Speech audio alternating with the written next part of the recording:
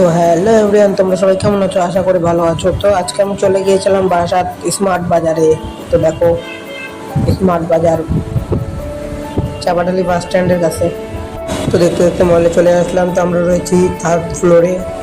তো এখন যাবো কেনাকাটা করতে। তো দেখি কি কেনাকাটা করা যায়। তো তোমরাও দেখতে থাকো কি কেনাকাটা করি। আর মলে এতই কিছু ছিল যে ভেবেই পারছিলাম না কোনটা নিবো আর কোনটা নিবো না। তো গাইস, চলে আসলাম মলের জিনিস নিতে। তো দেখা যাক কি নেওয়া যায়, দেখতে থাকো তোমরা। হাতে নিয়ে নিচ্ছি একটা, চলো হাতে একটা।